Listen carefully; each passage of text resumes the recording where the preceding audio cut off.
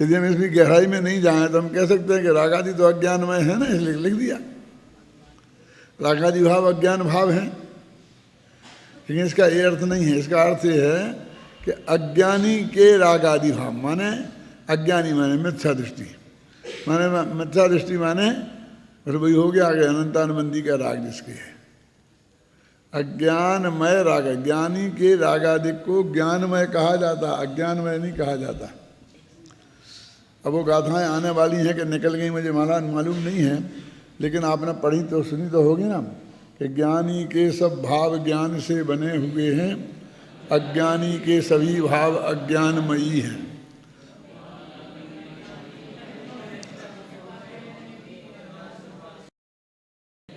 और फिर उन्होंने उदाहरण कहा है कि सो और आगे की गाथा पे अपन को चले जाना चाहिए। अब जो भी बात कही है बस अब इसी के लिए कही है ना वो असली आत्मा को वो जानने वाला रागादि है वे, रागादि जिसे कह रहे हैं ना, और ना वे श्रुत केवली हैं। और वे कह रहे हैं कि सारा श्रुत केवली भी हो, सब बागम धरोवी, क्लियर है ना, सर्व आगम का जानकार, उसका अर्थ श्रुत केवली होता है। और ये भी होता है कि जिसके रागादि विद्यमान हैं तो चौथे गुणस्थान में रागादिक तो ढेर सारे विद्यमान हैं, जिसको हम रागादिक समझते हैं। मैं 2-3-4 दिन पहले मैंने बहुत विस्तार से ये बात समझाई थी कि जो अनंतानुबंधी संबंधी रागादि हैं उसके जो कार्य हैं वो तो हमारे जीवन में प्रकट ही नहीं होते हैं ज़्यादा। हम तो ये प्रत्याख्यान संबंधी राग में ही झूल रहे, वे हैं हमारे अंदर विद्यमान, लेकिन तो इसलिए जब वो चले भी जाते हैं तो हमारे बाहर जीवन में कोई अंतर नहीं आता। इसलिए लोग कहते क्या फ़र्क पड़ा हमें ज्ञानी अज्ञानी में, हमें तो कोई फर्क दिखाई नहीं देता है। ऐसा ही खाना नहाना धोना पीना पूजा पाठ भक्ति और ये धंधा पानी, जैसे ये समय जब मिथ्या दृष्टि थे तब करते थे और अब सम्य दृष्टि हो गए तब भी वैसे ही का वैसा करते दिखाई दे रहे। इसलिए बाहर बाहर कहता है कि ज्ञानी होगा, हमारी समझ में तो नहीं आता। और ऐसे ही का नाम ज्ञानी होना है तो हम ज्ञानी हो गए तैयार हैं। अरे होने को तैयार हो तो कौन मना कर रहा तुम मत हो। जैसे ज्ञानी हम तुम्हें डिग्री दे देंगे और तुम ज्ञानी हो जाओगे क्या है? क्यों? क्योंकि अंतर कुछ आएगा कि नहीं आएगा? कि अंतर तो बहुत आएगा, लेकिन अंतर जो आएगा वो अंतर तुम्हें दिखाई नहीं देगा। क्या रिलायंस जैसे आदमी को 10-20 करोड़ का नुकसान हो जाए तब तुम क्या समझते हो कि वो तुम उसके जीवन में दिखाई देगा? वो है वो सब्जी कम खरीदेगा, फिर मेले चले कपड़े पहनेगा, फिर वो उतना बढ़िया कार में नहीं आएगा, क्या करेगा? ना ऐसा कोई फर्क नहीं दिखाई नहीं देगा ना। ऐसे ही इतना राग था और ये अनंतानुबंधी का ये राग चला गया तो बाहर से कुछ दिखाई नहीं देगा। तो उतनी सी बात है। अब इसमें अपन जब सारा पढ़ेंगे तो इसी मुद्दों पे सारा आधार है, बस खत्म। देखो अपन टीका पढ़ते हैं। जिसके अज्ञानमय रागादि भावों का लेस मात्र भी सद्भाव है। अब यहाँ लेस मात्र लगाओ चाहे जो कुछ लगाओ, लेकिन वहाँ पीछे क्या लगा दिया? अज्ञानमय। और श्रुत केवली कल्प अर्थात श्रुत केवली के समान हो, बस इतनी बात कर दी। तो भी ज्ञानमय भावों के अभाव के कारण आत्मा को नहीं जानता, और जो आत्मा को नहीं जानता वह अनात्मा को भी नहीं जानता, क्योंकि स्वरूप से सत्ता और पररूप से असत्ता इन दोनों के द्वारा ही एक वस्तु का निश्चय होता है। ये बहुत मार्मिक है। अजीब को क्या जानना जरूरी है भाई? हमको जीव तो ठीक है, जीव क्योंकि हम जीव हैं। तो वो कहते भाई साहब आप बहुत धोखे में हो, हम अजीब को जान रहे माने किसी दूसरे को नहीं जान रहे, अपने अस्तित्व नाम का है धर्म उसको जान रहे तुम जीव जान रहे जब, और जब तुम अजीब जान रहे हो उसको मतलब अपने नास्तित्व धर्म को जान रहे हो अपने, लेकिन अपनी सत्ता और अपनी असत्ता। मेरी सत्ता ज्ञानानंद स्वभाव रूप है और मेरी सत्ता वर्णादि रूप नहीं है। तो वर्णादि रूप नहीं है, ये इसका जानने का नाम अजीब को जानना है। देखो इसको गहराई से समझें, इसका नाम अजीब क्यों रखा? अजीब नहीं लगता आपको? द्रव्य तो 6 ही हैं, पुद्गल, जीव, पुद्गल, धर्म, अधर्म, आकाश और काल। अजीब कहाँ है? हमने इन 5 द्रव्यों का नाम अपनी तरफ से अजीब रख लिया, इनका नाम थोड़ी अजीब है, समझे ना? क्यों रख लिया? कि मैं ये नहीं हूं, ये जानने के लिए। देखो एक प्रश्न करता हूं मैं छोटा सा, कि जयपुर में जैनी कितने रहते हैं? मतलब 3 लाख रहते हैं। और अजैन क्यों सगानी जी? कि बाकी के सब अजैन ही तो हैं। यदि 40 लाख संख्या है जयपुर की, तो 3 लाख को छोड़ दो तो 37 लाख अजैनी ही तो हैं। अब मैं आपसे कहता हूं कि जयपुर में अजैनी एक भी नहीं रहता, तो आप वो क्या बात करते हैं? ये चलो हम पूछते हैं तुम कौन हो, और वे कहें कि मैं अजैन हूं, तो हम मानेंगे ना। कोई भी आदमी ये नहीं कहेगा कि मैं अजैन हूं। कोई कहेगा मैं हिंदू हूं, कोई कहेगा मैं मुसलमान हूं, कोई कहेगा मैं ईसाई हूं, और चाहे जो कुछ कहेगा, लेकिन मैं अजैन हूं नहीं कहेगा, क्योंकि ये नाम ना तो उसने रखा है और ना उसे स्वीकार है। आपसे पूछा आप कौन हैं, तो आप ऐसा बोलोगे मैं अहिंदू हूं, मैं गैर मुस्लिम हूं, ऐसा बोलोगे क्या? कभी हम उस नाम को अपने को स्वीकार करते हैं क्या? हमें विकल्प भी नहीं आता। तो वो सामने वालों ने कहाँ स्वीकार किया? तो धर्म अधर्म आकाश काल ने ये कहाँ स्वीकार किया कि हम अजीब हैं? ये तो हमने अपनी वजह से उनका नाम अजीब रख दिया। और हमें ये बताना है कि मैं ज्ञानानंद स्वभावी जीव हूँ, और जिसमें ज्ञानानंद स्वभाव नहीं है, ऐसे पुद्गलादिक द्रव्य मैं नहीं हूँ। तो एक तरह से ये जीव का ही जानना हुआ, अजीब का कोई मतलब नहीं है।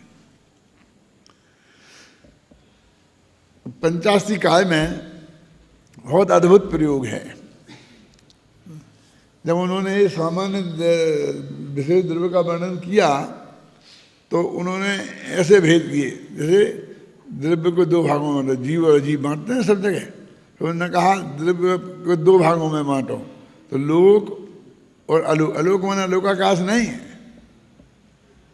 आकाश और अनाकाश। अब आपका नाम एक क्या पड़ गया है? आप अनाकाश हो। फिर एक पुद्गल और दूसरे अपुद्गल। फिर उन्होंने कहा धर्म और उसके विरुद्ध अधर्म। आप समझिए ना, माने उन्होंने जैसे हमने किया ना कि बाकी सबको एक ग्रुप में रख दिया और जीव को एक ग्रुप में रखा, ऐसे उन्होंने सभी द्रव्यों को 2-2 ग्रुप बनाए और एक में उसको रखा और बाकी में उसको नहीं रखा। काल और अकाल। अब हम ये कहते हैं कि अकाल, तो अकाल में ये काम अकाल से हुआ। अकाल में बोलते कि नहीं बोलते? तो मैंने अकाल मृत्यु के बारे में लिखा ना क्रमबद्ध पर्याय में। यदि आपने बारीकी से पढ़ा हो तो यही तो तर्क दिया है कि अकाल माने क्या। आप कहते हो समय के पहले, तो ये कौन सी परिभाषा से निकाले है, कौन से शब्द का प्रयोग है कि समय के पहले होता है अकाल माने? ये तो प्रयोग ही गलत है।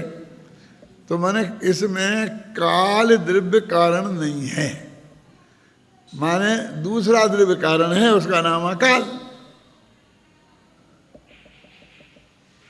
अब समझ में आएगा नहीं है? वो अकाल मृत्यु वाला प्रकरण है, उसे आप कभी पढ़ना ध्यान से। जैसे मैं ये कहता हूँ कि अभी एक आदमी यहाँ एक्सीडेंट से मर गया सड़क पे, तो वे कैसे मरा? तो हम बराबर कह देंगे एक्सीडेंट से मरा। एक्सीडेंट माने निमित्त, भाई है ना। अब एक आदमी यहाँ ऐसे ऐसे बैठे बैठे मर गया तो कोई निमित्त ही नहीं है, कोई ट्रक ऊपर चढ़ा नहीं, कुछ हुआ नहीं, किसी ने मारा नहीं, किसी ने पीटा नहीं, कुछ नहीं है, तो हमको निमित्त भी नहीं दिख रहा और कारण हमें नहीं दिख रहे, तो हम ये कहते हैं भैया काल ही आ गया था। उसे तो हम अकाल कह रहे, क्योंकि वो निमित्त को दिख गया ना, इसलिए अकाल मृत्यु बोलते ना उसे। कि काल कारण नहीं था, समय के पहले नहीं, तुम्हें समय का मालूम था, समय उसका यही हो और यही नक्की हो, तो ये बात गलत है। माने वो मुख्य रूप से काल कारण दिखाई नहीं दिया, और यहाँ कहते भाई कैसे मर गया, मर गए, ऐसे मर गए। ये एक आदमी से पूछा किसी ने कि आपकी इतनी लंबी आयु हो, अभी तक आप जिंदा कैसे हैं, क्या? तो और किसी से पूछा तो वो कहता मैं सुबह घूमने जाता हूँ, और फिर मैंने कभी शराब नहीं पी, मैंने ये नहीं किया, मैंने ये करता, वो सब बताता है, सब अपने अपने कारण, लंबी लंबी चौड़ी। कोई बहुत बड़े वैज्ञानिक का है, मैं नाम अभी भूल रहा हूँ, उसने बहुत सरलता से जवाब दिया, क्या मैं अभी तक जिंदा क्यों हूँ? क्योंकि मैं मरा नहीं।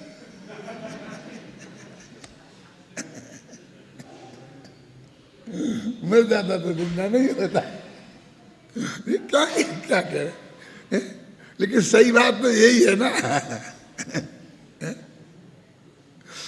और बातों में कोई दम नहीं है, क्योंकि वो जितनी बातें तुम बताते हो वो ही करने वाले पहले मर गए।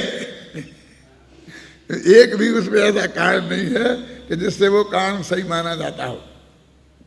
आप समझे ना, अकाल माने काल द्रव्य के अलावा, और वहां पर काल माने काल नामक समवाय वहां प्रमुख नहीं है, बस इतनी सी बात है।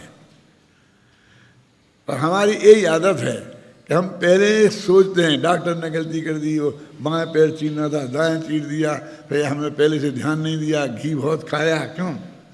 और ऐसे ऐसे कोई ना कोई कारण हम खोज लेते हैं, और इसलिए अकाल में मर गए। वो कहते नहीं भाई, अकाल में तो आज कोई मरते नहीं, काल लफ्ज़ आए बिना तो कोई मरता नहीं है। तो वो अकाल माने काल के अलावा अन्य द्रव्य, जैसे जीव अजीब माने जीव के अलावा अन्य द्रव्य होता है ना, ऐसे ही काल पुद्गल के अलावा अन्य द्रव्य अपुद्गल होते हैं ना, ऐसे ही काल के अलावा अन्य द्रव्यों को अकाल बोलते हैं। तो अकाल मृत्यु होती नहीं कही जाती है, क्या अर्थ है कि कारण तो पांच ही होते हैं हर एक काम में, लेकिन एक कारण की मुख्यता से कथन होता है जो ऊपर ऊपर से दिखता है। क्या मैंने कथन पांच की तरफ से नहीं होता, कथन एक की तरफ से होता है। क्या वो गोल्ड मेडलिस्ट कैसे हो गया? कि उसने बहुत मेहनत करी थी, तो ये पुरुषार्थ की अपेक्षा हो गया कि वो जन्मजात प्रतिभाशाली है, तो ये उसकी स्वभावगत योग्यता की तरफ से हो गया। अरे उसने दिन रात मेहनत करी थी, तो ये पुरुषार्थ की तरफ से हो गया। कहते प्रोफेसर वगैरह खुश हो गए, तो ये निमित्त की तरफ से हो गया। लेकिन वस्तुतः स्थिति क्या है? वो जन्मजात प्रतिभाशाली भी था, मेहनत भी जम के की थी, उसके विनयवान था, इसलिए प्रोफेसर आदि भी अनुकूल थे ही। माने पांचों ही कारण विद्यमान हैं, लेकिन हर आदमी किसी एक कारण को बताएगा और चार कारण की उपेक्षा करता है, बस इतनी सी बात है।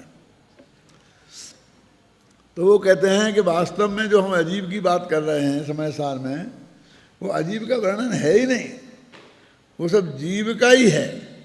जीवाधिकार में ये कहा कि जीव ज्ञानानंद स्वभावी है, ऐसा है सब बताया, और अजीबाधिकार में ये कहा कि जीव पुद्गल नहीं है, धर्म नहीं है, अधर्म नहीं है, आकाश नहीं है, काल नहीं है, इनका मिक्सचर नहीं है। अजीबाधिकार में यही कहा ना, कर्मों का संयोग जीव नहीं है, कर्म जीव नहीं है, ये सब आया कि नहीं आया? वो जो गाथाएं हैं वो तो 8 मत दुनिया में चलते हैं, उनकी अपेक्षा उन्हें 8 पॉइंट लिख दिए। क्या? तो इसलिए वो कहते हैं कि सब्बागम धरो भी का अर्थ क्या करना? सब्बागम धरो ना श्रुत केवली कल्प, सब्बागम धरो तो अकेला श्रुत केवली होता है, लेकिन उस श्रुत केवली के द्वारा के कल्प शब्द लगा दिया। देख पंडित टोडामल जी को लिखा ना आचार्य कल्प। जब मैं पीएचडी कर रहा था तो उन्होंने कहा आचार्य के कहाँ हैं, आचार्य कहाँ हैं ये? अब अजैनियों में तो ऐसे ही सब कपड़े पहने ही आचार्य होते हैं ना, शंकराचार्य वगैरह सब ऐसे ही थे ना, सीतामढ़ी में भी होते ही हैं। अपने यहाँ तो नंद दिगंबर संत होते हैं आचार्य। अब तो प्रोफेसर भी आचार्य होने लग गए, हर कॉलेजों में यूनिवर्सिटियों में आचार्य होते हैं। अब तो गवर्नमेंट डिग्री देने लगी, आयुर्वेदाचार्य, जैन दर्शनाचार्य, आचार्य की डिग्री होती है। मुझे अच्छी तरह याद है कि हम जब पढ़ते थे मुरैना में तो जो प्रिंसिपल थे उन्हें आचार्य वो कहते हैं प्राचार्य, और हमारे जो और प्रोफेसर थे जो पढ़ाते थे तो उन्हें एक व्याकरणाचार्य थे, एक कोई साहित्याचार्य था, कोई ऐसा था सब। तो एक दफ़े उन व्याकरणाचार्य में और हमारे प्रिंसिपल साहब में झगड़ा हुआ, किसी बात पे हो गया। तो उनने ये कहा कि तुम तो कहने के आचार्य हो, मैं तो असली आचार्य हूँ, मेरे पास तो उसकी सर्टिफिकेट है व्याकरणाचार्य हो। क्यों? आप लोग भी कह सकते हो कि विद्यानंद जी और विद्यासागर जी तो कहने के आचार्य हैं, और मेरे पास तो यूनिवर्सिटी की डिग्री है, मैं जैन दर्शनाचार्य हूँ। मैंने कितना कितना वो हो जाते हैं। तो टोडामल जी को लगा ये आचार्य कैसे? हमने वहाँ लिखा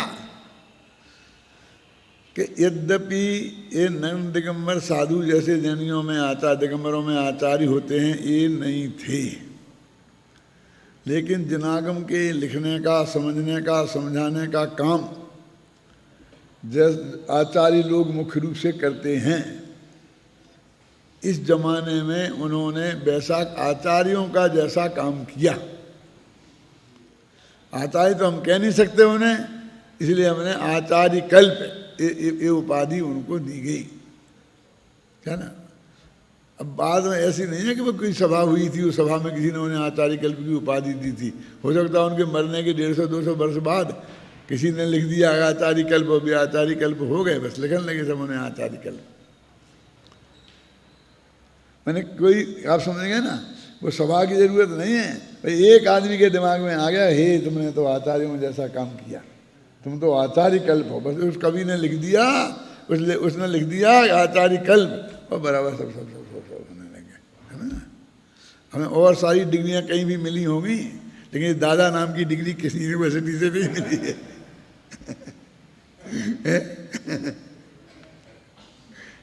क्या समझे ना? ये जो बिना किसी के दी हुई ऐसी होती हैं, बिल्कुल सर्वसाधारण के द्वारा, बिल्कुल नथिंग के द्वारा वे कभी इतनी प्रचलित हो जाती हैं क्या, वे इतनी प्रचलित हो जाती हैं कि जो बड़ी बड़ी दी हुई उनको कोई नहीं पूछता। वो एक दफ़ा यूनिवर्सिटी में दे दी और उसके बाद जिंदगी में कोई ना वो बोलता है ना कोई उसे बोलते हैं। क्या क्या है कीमत उनकी? तो हो गया। देखो यहाँ परमाणु मात्र राग का अर्थ अज्ञानमय रागादि भावों का लेस मात्र किया है, जिसका आशय यह है कि मिथ्यात्व और मिथ्यात्व के साथ होने वाले रागादि भावों का लेस मात्र भी तो हो तो वह सम्य दृष्टि नहीं है। एक बात मैं और बता दूँ यहाँ आपको, राग शब्द का प्रयोग मिथ्या दृष्टि शब्द के अर्थ में भी होता है। राग माने मिथ्या दर्शन भी होता है। तो आप कहोगे हमें तो कहीं नहीं देखा, कैसे नहीं देखा? मैं बताता हूँ, हजारों जगह है। हमने राग ही लिख दिया ना, परमाणु मात्र राग विद्यमान हो, तो उसमें आ गया मिथ्या। ये क्या है कि कहीं हम उस राग शब्द का उपयोग राग और द्वेष दोनों के लिए करते हैं, कहीं अकेले राग के लिए करते हैं और कहीं उसमें मिथ्यात्व भी शामिल कर लेते हैं। ऐसा प्रयोग इस जनागम में लाखों जगह मिलेगा, क्योंकि बार बार नहीं कहते, एक ग्रुप है पूरा, वो अब इसे एक शब्द से हम कह देते हैं, तो उनमें से किसी भी एक को पकड़ लें। हम अकेला क्रोध आदि नहीं लिख के क्रोध लिखें तो भी तुम 25 कसाएं समझ लेना, अकेला मान लिखें तो भी 25 कसाएं समझ लेना। मेरा समझ गए ना? तो इस तरह से इन शब्दों का प्रयोग वहाँ कैसे हुआ है ये हमें बहुत बारीकी से देखना पड़ेगा। रागादि भावों का लेस मात्र किया है, क्या अर्थ? अज्ञानमय रागादि भावों का, जिसका आशय यह है कि मिथ्यात्व मिथ्यात्व के साथ होने वाले रागादि भावों का लेस मात्र भी तो सम्यक दृष्टि के नहीं है। इसी प्रकार सर्व आगम धर का अर्थ श्रुत केवली न करके श्रुत केवली कल्प किया है, क्योंकि श्रुत केवली तो सम्यक दृष्टि ज्ञानी ही होते हैं। यद्यपि सर्व आगम धर का अर्थ श्रुत केवली ही होता है, तथापि इस प्रकार के प्रयोगों में वही अर्थ अभीष्ट होता है जो आगम और परमागम की परंपरा से मेल खाता हो। ये बहुत मार्मिक सिद्धांत है। ऐसा कहीं भी आ जाए तो आपको ये चिंता करने की जरूरत नहीं है कि मैं उमा स्वामी का विरोध कर रहा हूँ, कि मैं कुंद कुंद का विरोध कर रहा हूँ, ऐसा कह के, क्योंकि उनने तो सब्बागम लिखा है और मैं उसे ऐसा अर्थ कर रहा हूँ। तो क्या तरीका है इसका कि हमारी जो आगम की परंपरा चली आ रही है आगे पीछे, उस परंपरा से मिलता जुलता अर्थ ही करना अभीष्ट है। टीकाकार की ये सबसे बड़ी जिम्मेवारी है। टीका में और अनुवाद में यही फर्क है। क्या अनुवाद तो वास्तव में क्या है? मक्खी की जगह मक्खी मार देना। ना जैसे आप एक भाषा से दूसरी भाषा में बदल रहे हो, वो भी कोई साधारण काम नहीं है। क्यों नहीं है?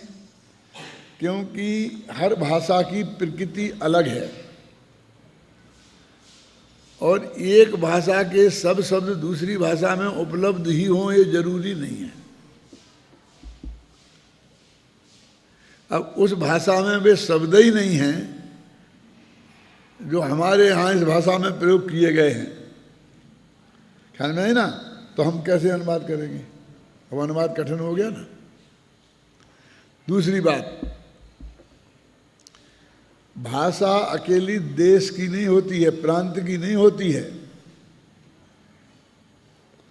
हर ज्ञान के हर क्षेत्र की अलग भाषा होती है।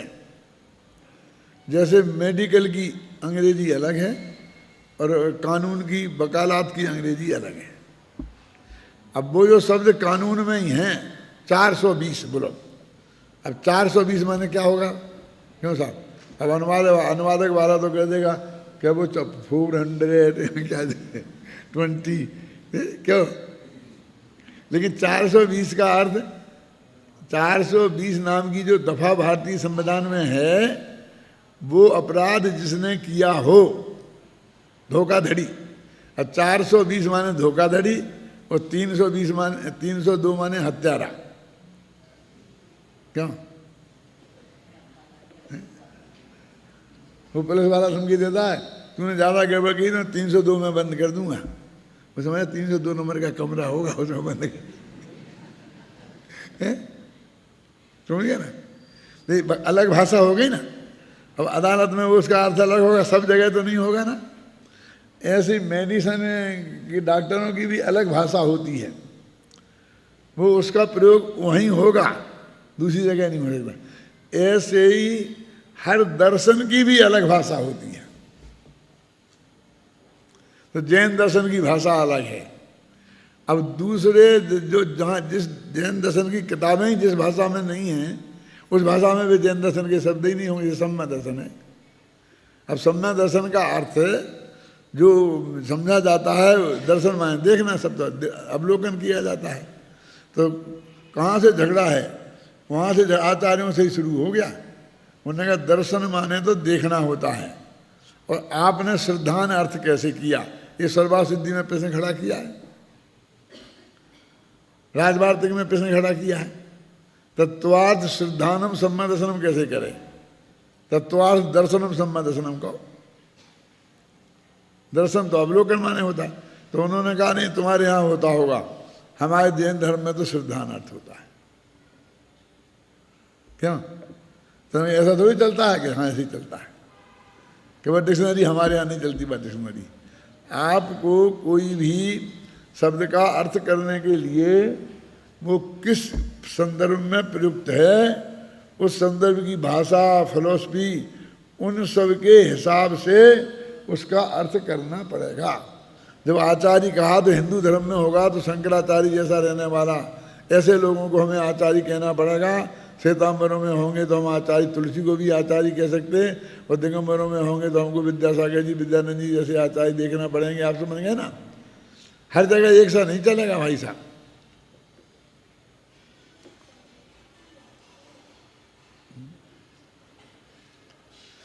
आपको मालूम है तो भगवान महावीर निर्माण वर्ष में एक झगड़ा हुआ था, क्योंकि सब पूरी जैन समाज ने मिलकर एक कमेटी बनाई थी। अब एक कमेटी बनाई और उन्होंने दिल्ली में हर जगह बड़ी बड़ी सभाएं करते थे, तो सब धर्म के साधुओं को बुलाते थे। तो उन्होंने सब धर्म के आचार्यों को बुलाना। उस वक्त विद्यानंद जी आचार्य नहीं थे, मुनि थे, ख्याल में है ना? उन्हें आचार्य पद नहीं दिया था, मिला था। अब अपने जो आचार्य थे और वे तो उसमें जाते नहीं थे, वहाँ थे नहीं दिल्ली में यही थे तो इनको बुला लेते थे। अब वो जो और जो थे दर्शन वाले वे तो नई नई उम्र के किन्हीं को भी आचार्य बना दिया। जैसे अभी बना दिया ना महाश्रवण, फिर महाश्रवण हो गया, महाश्रवण महावीर को बोलते हैं, वो बन गए ना 30-35 वर्ष की उम्र के हैं, तो उसी के हिसाब से अनुभव वगैरह होता है। वे आचार्य हो गए और ये मुनि हैं। अब आचार्यों के ऊपर हो 1 फुट गद्दी और मुनियों की नीचे हो। देखे हम तो नंगे, हम तो ऊपर, हम बड़े हैं। क्योंकि देखो अपन 4 समाज का नक्की किया ना, तो हरेक में जो उसकी परिभाषा है आचार्य उसके हिसाब से मानना पड़ेगा। आप कौन समझे ना? तो ये झगड़ा बहुत है।